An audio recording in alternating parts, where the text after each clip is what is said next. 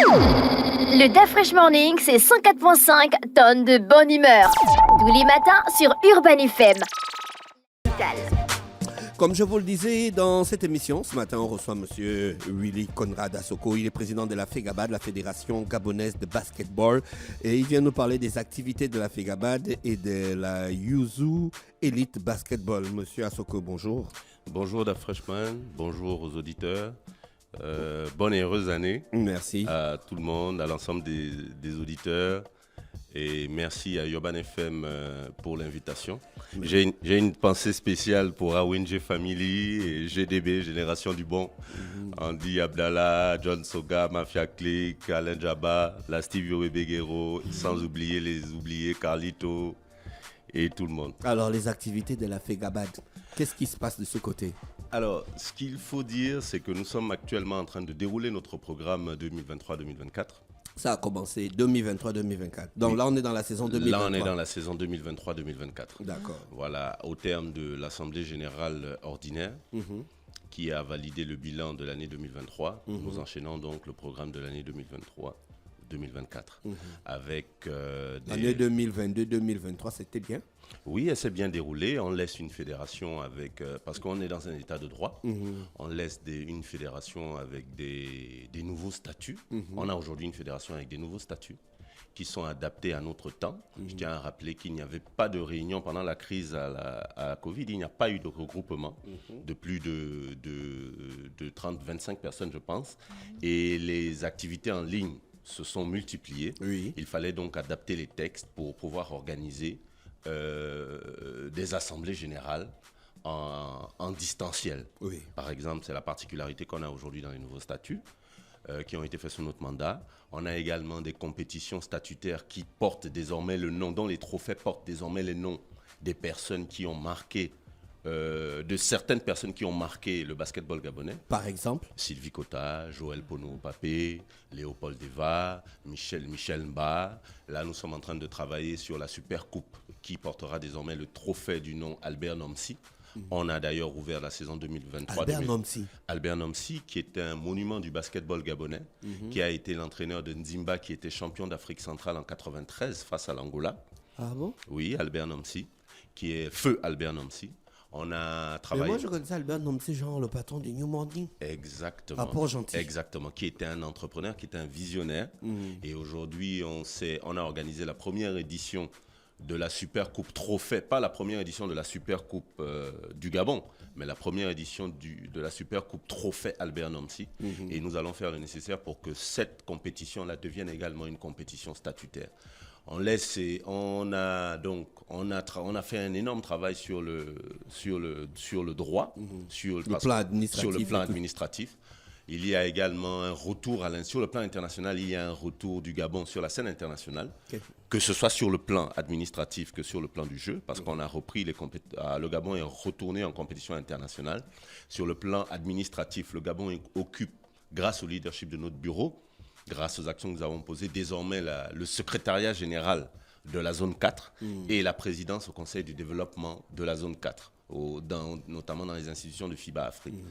Sur le plan du jeu, sur l'année 2022-2023, on a déroulé notre programme, nous avons organisé toutes nos compétitions statutaires sans financement de l'État, parce qu'il y a des compétitions, les compétitions statutaires sont censées être prises en charge par l'État, donc avec des sponsors.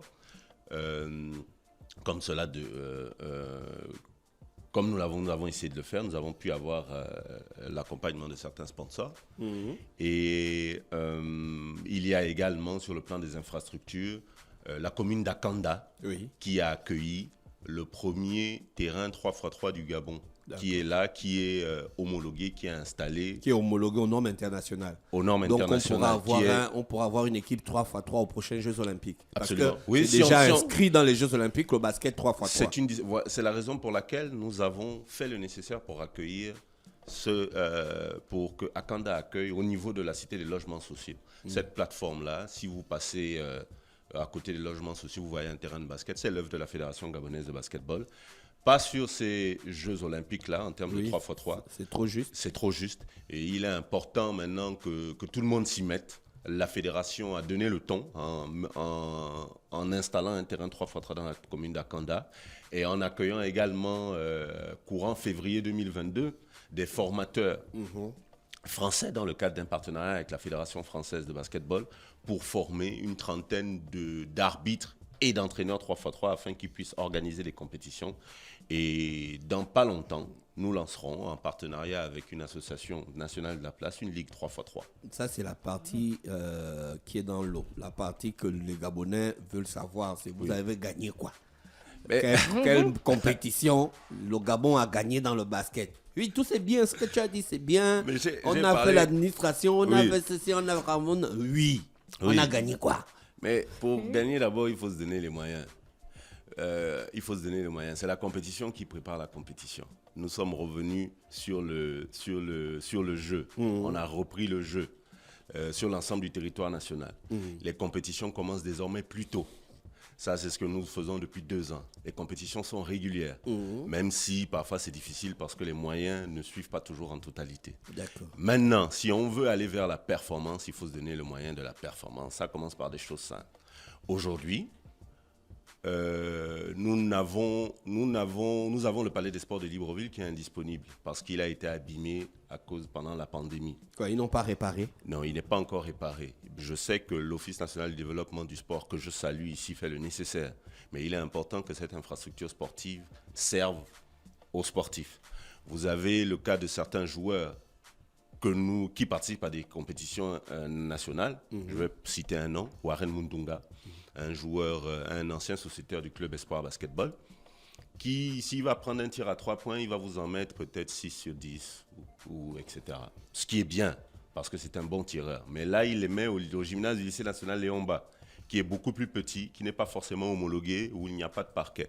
Aujourd'hui, lorsque vous arrivez avec lui en compétition internationale, ça peut être beaucoup plus compliqué pour lui. De l'autre côté, lorsque vous, fédération, vous essayez de leur dire, bon, on essaie de faire avec ce qu'on a, on n'a pas de gymnase avec un parquet, essayons d'aller jouer à Hancock, parce que là-bas, il y a un beau gymnase dans le centre de formation professionnelle. Les clubs vous disent, on n'a pas les moyens pour prendre toutes nos équipes. Pourquoi avoir un club si vous n'avez pas les moyens de transporter votre équipe jusqu'à Hancock? Non, les clubs font déjà beaucoup. Comment ça? Les clubs, c'est vrai que c'est une initiative personnelle. Nous, on ne le voit pas sous cet angle. Ce que tu dis d'Afreshman est juste. C'est vrai. Ils doivent pouvoir le faire. Mais nous, il y a la logique et il faut aussi avoir un peu de compréhension. Si on le comprend, l'année dernière, on l'a essayé. Merci à Transurb, qui est aussi un partenaire d'Urban FM, qui avait d'ailleurs pris en charge le transport de toutes les équipes. Et ça, c'était le temps de 3-4 journées. Ça a permis à certains joueurs, à certains clubs de découvrir le parquet. Mais on ne se perd pas. On reste concentré. On essaie de faire en sorte que les jeunes jouent de façon régulière. Et on espère que la fédération doit pouvoir imposer des critères à des clubs pour exister. Un club qui ne peut pas transporter son équipe de Libreville. Mais on le fait. C'est la raison pour laquelle Vous êtes complice de cette incompétence. On le fait. C'est la raison d'ailleurs pour laquelle on organise la Yuzu Elite Basketball, le championnat national amateur uniquement à Libreville. Et vous verrez que certaines personnes vont vous dire c'est le championnat national de Libreville. On leur dit non. Notre rôle à nous, c'est d'organiser une compétition et de mettre en place un cahier de charges qui est consultable par tout le monde. Vous, si vous êtes des clubs, c'est à vous de vous donner les moyens pour pouvoir y participer. Bien sûr. La Ligue de l'Estuaire, la Ligue de l'Estuaire, par exemple, elle s'appelle Ligue de l'Estuaire. Elle n'a pas de club de Kango. Elle n'a pas un club d'Akanda. Elle a des clubs de Libreville, des clubs d'Ovendo. Elle s'appelle Ligue de l'Estuaire pour vous. Elle met en place un cahier de charges et vous venez participer. La Ligue de l'Ogooué Maritime, elle n'a pas de club d'Omboué qui participe. Elle peut avoir après des sous-ligues. Vous avez la Ligue de Logo et Vindo. Elle n'a que des clubs de Makoko. Donc c'est pour dire que souvent, il y a ces débats-là où les gens ne comprennent pas toujours. Nous mettons en place un championnat avec un cahier de charges. On dit voilà ce qu'il faut faire. Voilà. Ensuite, vous êtes éligible à participer à la Yuzu Elite Basketball. Et après, on se retrouve. L'année dernière, on a eu les clubs représentant de 6 provinces différentes. Cette année, il y en a 4. Mais pour nous, ça reste un championnat national parce que le cahier des charges était disponible pour tout le monde. C'est aux jeunes qui sont dans les villes de trouver des sponsors, des mécènes pour pouvoir s'organiser. Qu'est-ce que la fédération dit? Quelle est la part de la fédération? La fédération donne fixe un montant forfaitaire. Chez les hommes, il est de 500 000 de participation. En contrepartie, qu'est-ce qu'on fait? Par équipe. Par équipe, chez les hommes. Chez les dames, c'est 200 000 francs. La cagnotte chez les hommes est fixée à 5 millions. Merci à tous nos sponsors, notamment que je tiens à remercier ici, notamment Yuzu et PMUG. Et chez les dames, la cagnotte est à 2 millions. D'accord. Pourquoi la différence de cagnotte? Parce que l'enveloppe, le ticket d'entrée est différent, bien évidemment. Il y a donc 8 équipes chez les hommes et 4 équipes chez les dames. Qu'est-ce qu'on offre au club qui accepte, qui joue le jeu? C'est une série de maillots. Parce qu'on soutient les équipements et c'est des ballons pour qu'ils puissent se préparer et pour qu'ils puissent venir jouer. De l'autre côté, on prend également en charge tout ce qui est lié à l'assurance. C'est-à-dire que tous les jeunes sont assurés, arrivent à jouer dans un terrain qui n'est pas le must, mais qui est quand même assez raisonnable. À certains matchs, on apporte de l'eau, il y a énormément de visibilité et on met également en avant les sponsors des entités qui nous soutiennent. C'est le cas, par exemple, ici encore d'Urban FM, qui soutient le club de GSBA, God Spirit Basketball Association, un club qui fait énormément dans la formation du côté de l'Ikwala, du 3e arrondissement de Libreville. Et j'en profite ici pour demander à Urban FM d'aller soutenir personnellement ce club. Parce qu'ils font énormément depuis 2015. Et là, ils se sont battus pour inscrire une équipe chez les hommes comme chez les dames. Et voilà, c'est cela le jeu. C'est au club de chercher leurs sponsors? Bien sûr. C'est au club, on fait mais pas... Mais le budget de la fédération, vous faites quoi avec ça, le budget de la fédération? Est-ce que vous avez eu le budget? Non, le budget de la fédération... Ah, vous n'avez pas eu le budget? On n'a pas eu de budget, on a eu le budget en 2022, le budget de fonctionnement sur l'année 2022. Vous devez normalement avoir combien de budget? Un budget de fonctionnement et un budget d'investissement. On doit avoir un budget de fonctionnement. Dans ce budget de fonctionnement, on peut avoir une partie investissement et on doit avoir un budget qui doit financer les compétitions nationales statutaires. Même après une conférence budgétaire qui puisse décider, écoutez, on vous donne X montant, essayez de voir ce que vous pouvez faire. Quand on sait que les équipes nationales, naturellement, seront déjà prises en charge. Mais si on n'a pas de budget de fonctionnement, on arrive à fonctionner pour l'instant. Si vous allez aujourd'hui au siège à l'immeuble Aurore, au siège Nambakele, vous trouverez un secrétaire permanent qui est là, qui est payé grâce aux sponsors de la fédération, qui accueille tout le monde. Vous verrez, si vous envoyez un mail à la fédération, on va répondre. Actuellement, petite parenthèse, on a toute une équipe qui travaille sur la mise en place du site en ligne, du site internet de la fédération et sur les différents médias sociaux. Donc on essaie de faire le nécessaire pour fonctionner. Mais naturellement, on n'a pas été élu pour l'administration.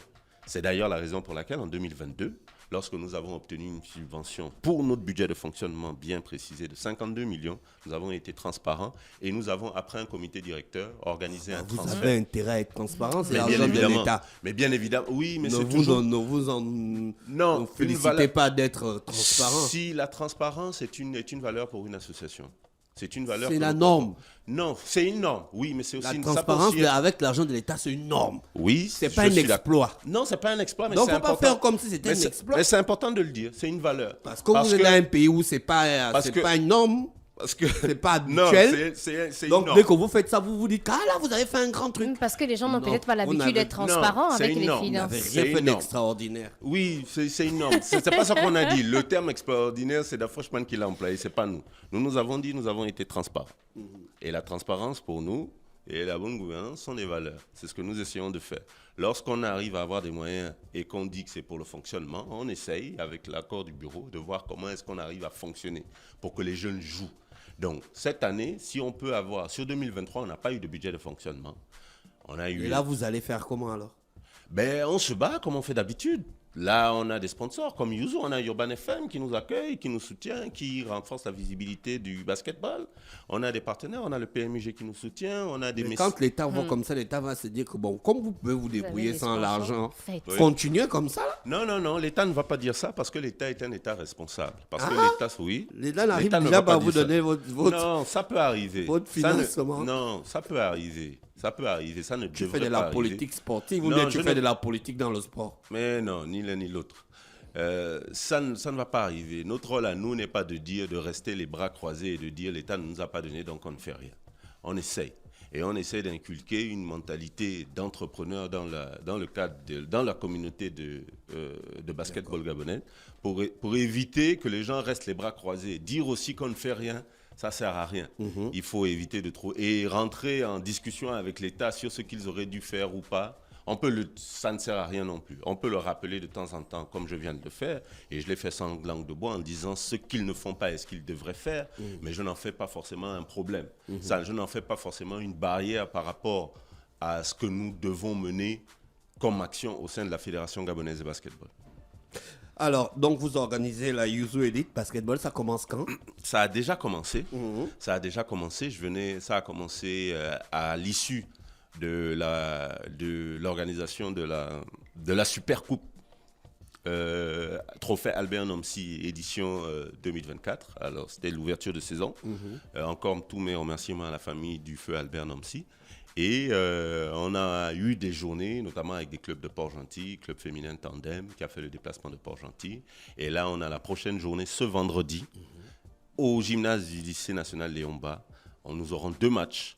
Avec le lycée, à 17h, le lycée privé Janvier Nguema-Mbumba qui affrontera God Spirit Basketball Association. Le lycée privé Janvier Nguema-Mbumba, c'est à Lambaréné? C'est à Lambaréné, c'est un club de Lambaréné. Ils ont fait le déplacement pour Libreville. Ils se sont organisés, mais ils seront là. Avec l'appui de la fédération? Mais ils se prennent en charge. Non, d'accord. Ils se prennent en charge. Mais finalement, donc, la fédération fait quoi, en fait? Bon, je vais te laisser le soin de peut-être revoir l'émission, franchement, puisque je te sais très taquin, mais je pense avoir déjà répondu dessus. D'accord, c'est bon. La fédération offre le cadre. On aura donc 2 équipes. Et la fédération prend en charge l'assurance. La fédération vient solliciter Urban FM pour venir. La fédération invite Urban FM. La fédération, et je l'ai même dit, la fédération, ce n'est ni la Bible ni le Coran. La fédération, c'est-à-dire que ce n'est pas une vérité. La fédération essaie de faire en fonction des moyens et de l'accompagnement. En fait, c'est une fédération qui fait du pilotage à vue. Plus que vous dites, on essaye de faire avec les moyens. Mais comment on va continuer à essayer de faire avec les moyens de bord si on veut atteindre l'excellence dans le basketball en Afrique, par exemple, pour notre équipe? Parce que depuis là, l'équipe nationale ne joue pas. Mais ils font avec les moyens qu'ils ont. On y aura plus de moyens, ils vont faire mieux. L'équipe nationale, j'ai parlé tout à l'heure du retour de l'équipe nationale sur la compétition internationale. Je tiens à rappeler que l'équipe nationale sort de l'Afro-CAN, où nous n'avons pas été... Au Cameroun? Les éliminatoires au Cameroun, on a gagné 3 matchs sur 4. On a perdu face au Cameroun. Vous avez été éliminé? Non, on n'a pas été éliminé, on a été qualifié pour l'Afro-CAN. On a participé à l'Afro-CAN au mois de juillet en Angola. On a été éliminé. En Angola? En Angola, oui. Moi, j'étais où? Je n'ai pas entendu parler de ça. Mais c'est parce que tu n'as pas voulu entendre parler de ça.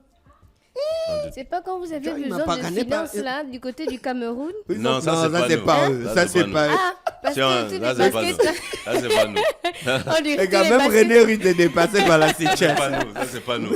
On pense que même la meilleure improvisation se prépare. Donc on peut pas aller au Cameroun et puis donc l'état actuel de notre équipe nationale actuelle, parce que là on rentre dans la saison 2020, on est la saison 2023-2024.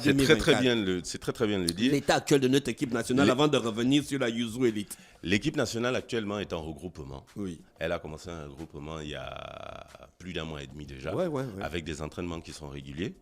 Est-ce qu'il y a des internationaux dedans? Bien sûr, il y a des internationaux qui vont arriver, qui arriveront pour le moment du casernement, parce qu'on a le tour préliminaire des éliminatoires de l'Afro-Basket 2025 qui se déroulera les 28 et 29 février à Malabo en Guinée équatoriale. D'accord. Donc l'équipe nationale est actuellement en préparation. Le ministère, parce que c'est bien, on critique quand le ministère ne suit pas. Non, personne n'a dit que le ministère ne suivait pas. Tout a été très très bien fait. On a juste parlé de votre subvention. Cette fois-ci, je vais te mettre en avant.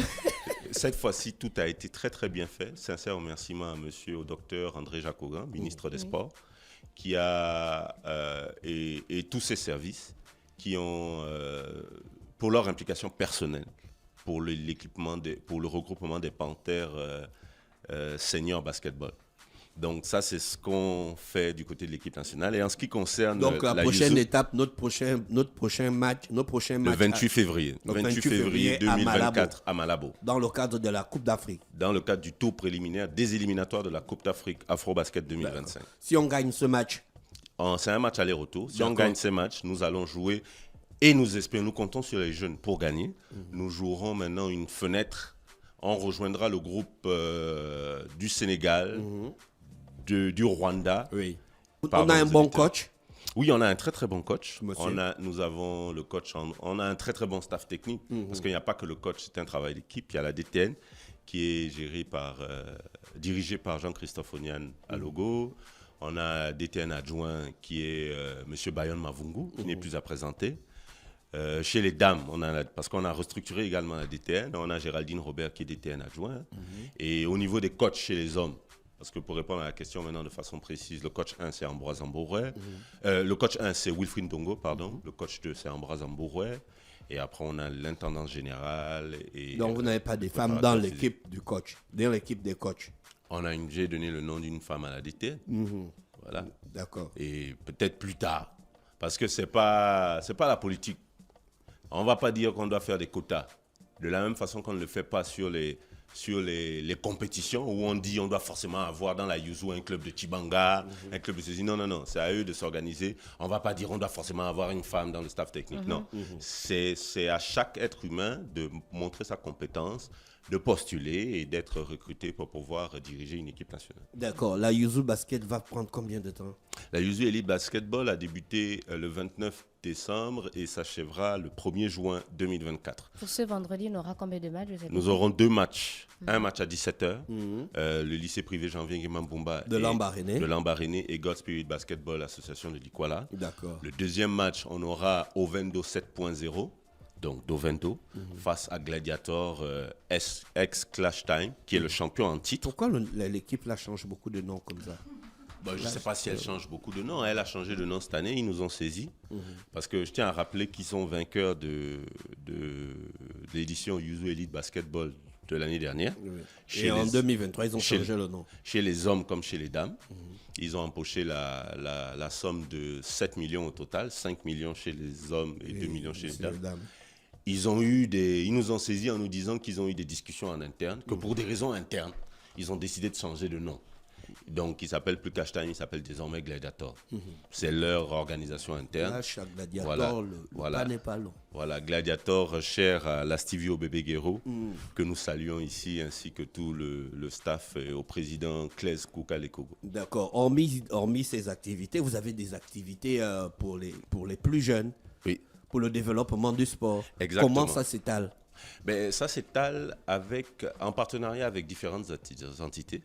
J'ai parlé tout à l'heure d'une association nationale. Nous soutenons les associations nationales qui sont dans la formation.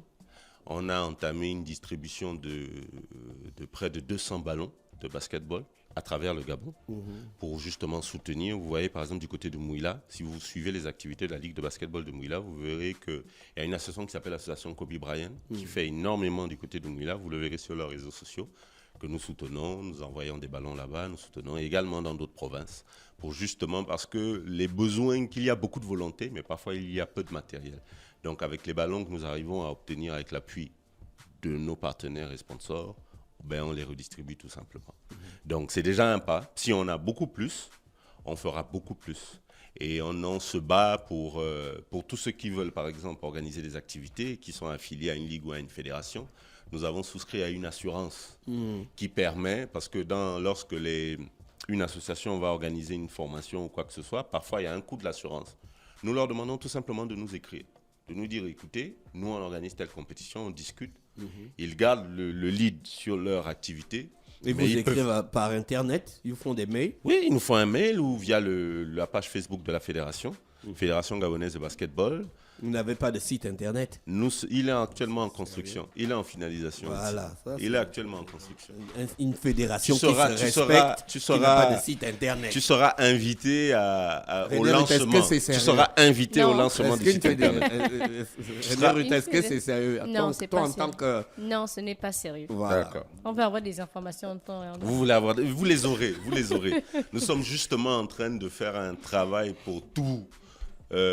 Tout finaliser. Et voilà. Et votre mandat tient sur combien d'années?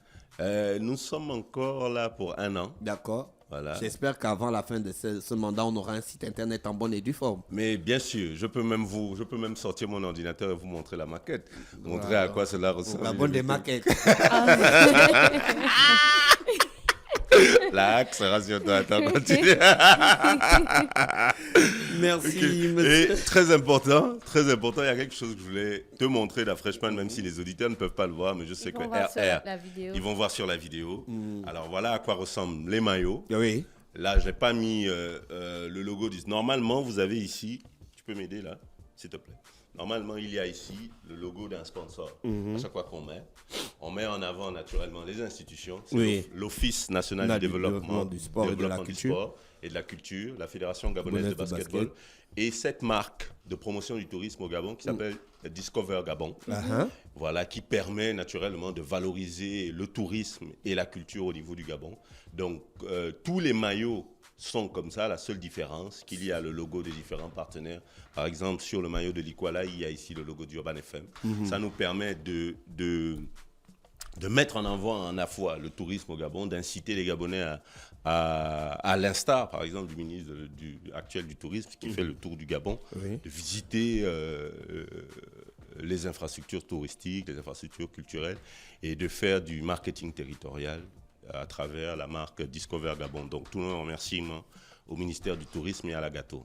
Monsieur Assoko, on vous remercie d'avoir accepté notre invitation. On vous souhaite de passer une bonne journée à l'écoute des programmes d'Urban FM. Merci beaucoup. Le DAF Fresh Morning, c'est 104.5 tonnes de bonne humeur. Tous les matins sur Urban FM.